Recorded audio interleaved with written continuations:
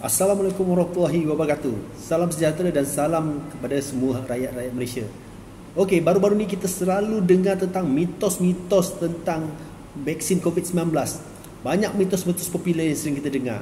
Okey, sebelum kita meneruskan tajuk ni, saya minta tolong anda semua, tolong like, subscribe and share dan sampaikan pesanan ini kepada orang-orang ramai agar kita boleh sama-sama mengetahui tentang kepentingan vaksin COVID-19.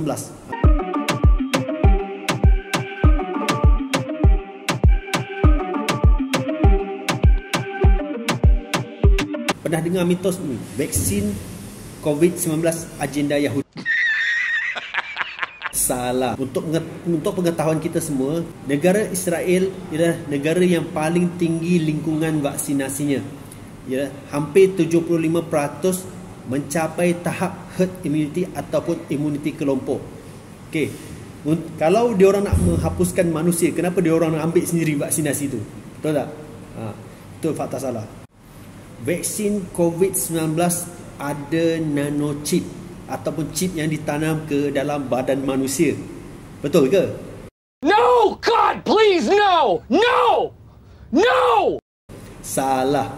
Untuk pengetahuan kita semua, tiada lagi setakat ni chip yang boleh masuk ke dalam salur darah manusia dan berfungsi dengan baik. Tak ada lagi. Ni banyak tengok cerita zombie ni. Kalau setakat nak tahu nak pergi mana dan nak beli apa, dia tak perlu masukkan chip pun kat dalam badan kita nak kontrol. Cukup guna handphone pun dia dah tahu dah. Kita nak pergi mana, kita nak beli barang apa barang yang kita nak pakai. Betul tak? Contoh seperti di Facebook, Twitter. Contoh kalau kita baru nak beli kereta, tiba-tiba dia ada offer, okey, kereta potongan diskaun murah. Macam mana dia tahu? Kita baru teringin nak beli kereta, macam mana dia tahu? Itulah sebenarnya dia. Kalau nak setakat nak tahu nak beli apa, guna handphone sudah cukup. Okey, antara mitos lain yang kita dengar ialah COVID-19 ni adalah macam demam biasa je, 2-3 hari eloklah. Salah. Kalau dia macam demam biasa, 2-3 hari kita ambil Panadol dah hilang, kan adanya pertumbuhan kes. Tengok hari ni je Malaysia dah mencatatkan berapa ribu kes. Okey, jumlah keseluruhan yang telah dijangkiti pun berapa ribu kes. Itu pun dengan inisiatif kerajaan seperti mengadakan Sekatan Jalan Raya, PKP, PKPB dan juga PKPD. Jumlah masih tak dapat dikawal. Kalau dia macam demam biasa, dah laku dah Panadol yang kita jual kat pasar raya tu. Memang dah kehabisan stok dah. Okey, anda pernah dengar tentang vaksin COVID-19? Mungkin kita ni dia nak cuba uji kaji kehadap manusia. Kenapa dia tak cuba dekat haiwan dulu? Okey, untuk pengetahuan korang semua, sebelum diuji pada kita ni, rakyat Malaysia ni, okey, saya terangkan dia ada beberapa jenis vaksin yang akan kita terima, dan vaksin tu telah diuji bukan seorang, bukan 1,000, bukan 3,000 orang. Okey, contoh vaksin jenis Pfizer yang kita terima tu, okey, dah diuji seramai 44,000 sukarelawan dekat luar negara. Berarti dia dah uji dulu dah. Dan 44,000 mungkin ada berapa, satu atau 2 orang je yang ada kesan sampingan macam tu. Okey, seperti AstraZeneca, seramai 23,000 orang sukarelawan yang telah cuba vaksin AstraZeneca. Itu pun cukup ramai tau. Lebih ramai daripada subscribers yang saya ada tau.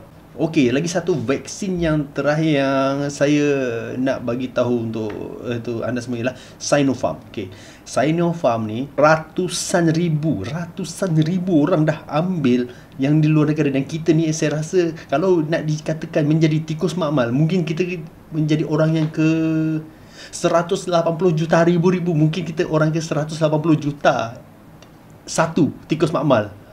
Faham tak? Jadi jangan risau, sebab sebelum diuji, Malaysia ni sebelum kita ambil, dia dah diuji beratus-ratus ribu orang dah dekat di luar. Dan kita akan ambil yang kesan yang lebih, yang paling baik. Itu kebaikan negara Malaysia tau. Patut bersyukur tau dapat duduk dekat dalam negara Malaysia ni tau. Baiklah, satu perkara yang penting lagi sebelum saya akhiri video kali ni ialah vaksin COVID-19 tidak selamat. Ada orang cakap tidak selamat ataupun selamat. Okey, ada satu perkara penting yang saya perlu tekankan dekat sini. Okey, satu vaksin yang selamat tidak semestinya bebas daripada kesan sampingan ataupun kesan buruk. Perkara ini sangat penting untuk saya tekankan dekat sini lah, ya. sebab badan manusia bertindak balas berbeza-beza. Kita ni tak sama antara satu sama lain. Ada orang allergic, contoh ada orang allergic udang, kenapa ada orang allergic ketam, kenapa saya boleh makan ketam, kenapa dia tidak boleh, begitu. Okay, walaupun dengan vaksin yang selamat yang kita ada sekarang ni, badan manusia bertindak balas secara berbeza-beza, dan kadang-kadang mungkin bertindak balas dengan sedikit terlampau. Itu yang ada someone yang ada allergic reaction. Okay. Vaksin ni bukan satu lagi keperluan untuk individu tau, tapi ialah keperluan untuk masyarakat untuk komuniti kita, untuk mencapai herd immunity ataupun immunity kelompok lah yang penting kan, supaya kita dapat kontrol wabak ni lah.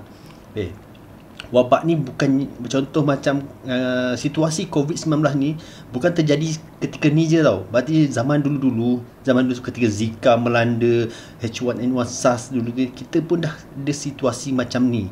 Cuma yang kali ni terlalu cepat dia punya wabak merebak terlalu cepat, dan vaksinnya kita produce agak sedikit lewat daripada vaksin-vaksin yang lain. Okey, kepada yang biasa yang mungkin nak tolak vaksin ni, kita fikir balik baik-baik. Okey, kita daripada kecil lagi, contoh rakyat Malaysia, kita seharusnya bersyukur kerana kita dapat vaksinasi secara percuma daripada negara-negara lain. Okey, kalau kita duduk dekat overseas, kita kena bayar tau untuk setiap vaksin tu, dan vaksin tu wajib tu bagi setiap rakyat kat luar tu. Jadi kita bersyukurlah kita lahir dekat dalam negara Malaysia, negara yang majmuk ni. Dan percayalah, kalau seorang rakyat Malaysia, dia lahir je keluar je, kalau tidak ada masalah, kita akan terus bagi injection BCG atau suntikan BCG kepada baby tersebut. Itu adalah satu vaksin yang pertama yang kita dapat. Berarti tak ada istilah lah rakyat Malaysia ni tak ada yang tak dapat vaksin. Kalau ada yang tolak vaksin pun, okay, kenapa dia tolak untuk anak-anak dia, sedangkan dia pun dapat vaksin ketika kecil-kecil dulu. Mak ayah dia orang bawa dia orang setiap untuk check up, untuk vaksinasi. Okay, fikir-fikir, renung-renungkan. Yang buruk datangnya daripada saya dan yang baik datangnya daripada Allah SWT. Okay, bye.